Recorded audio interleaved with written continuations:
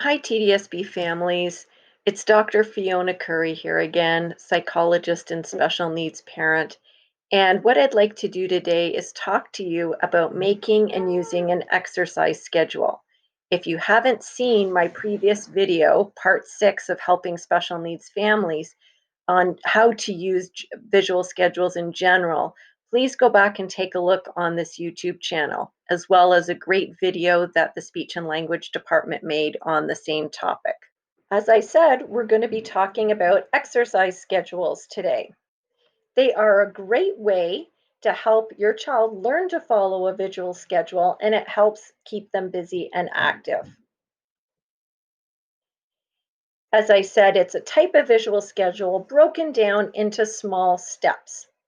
You would start with activities that your child can already do. For instance, throwing a ball, kicking a ball, playing chase, and slowly teach new skills to them. You want to start very simply and perhaps just have 2 to 3 activities that your child is going to do in a particular order, and then you can build on it. And you might have to combine a reward at the end of it while you're in the teaching process. Many children, while they love to move around, may not want to do the activities at first that you're asking them to do. So it may be necessary to, as I said, to give them a reward in the beginning. If your child is able to, you can help them figure out what order they want to do the different activities as well. Because the more choice that we give our kids, the more likely they're going to be motivated to do what we're asking them to do. Use simple language. We don't want to talk too much. We just want to use very short sentences with simple vocabulary that your child understands. Over time, you're going to increase the number of activities and or the number of reps that you do. So how many times that you throw the ball or kick the ball back and forth, that kind of thing. Over time, you're going to add more activities to the schedule as your child learns them and or the number of reps that your child does for each activity. Remember, this is just a starting place. It may look like the schedule is very short and you're thinking, well, it only keeps my child busy for 2 minutes. That doesn't help me out. Remember, this is the where you start and you're going to build on it.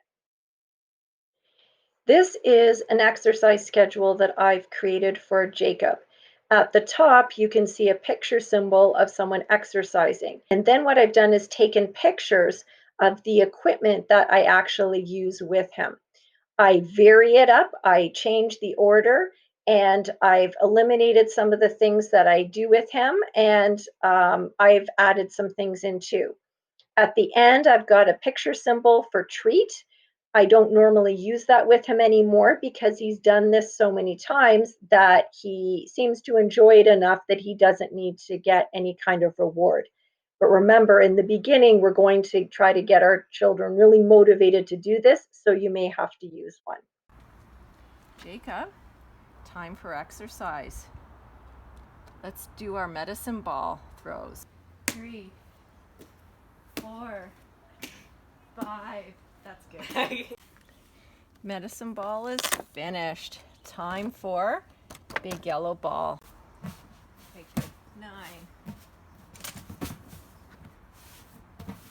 10, 11, 12. Big yellow ball is finished. Time for small blue ball.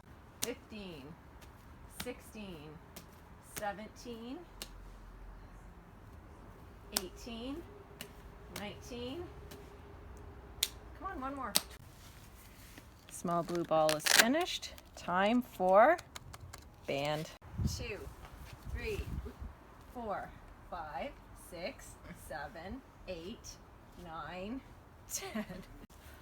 Jacob, look, band is finished. Time for treat. Good exercising. And that's all there is to it.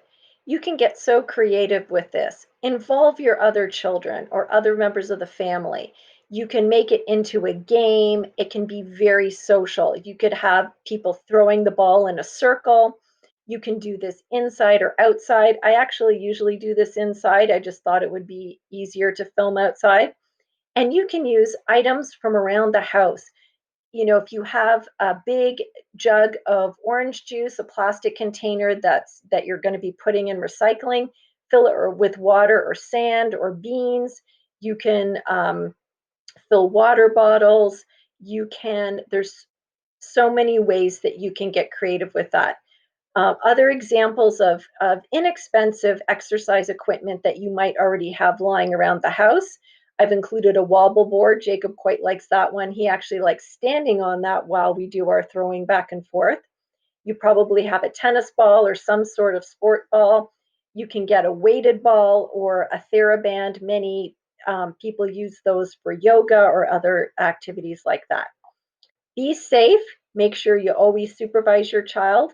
And if you have any questions at all in terms of the weight that your child should be catching or anything like that, or you want to have, or you have other questions that you might want to ask someone, you can always ask to speak to the occupational therapist or physiotherapist associated with your child's program, if there is one, and they might be able to advise you.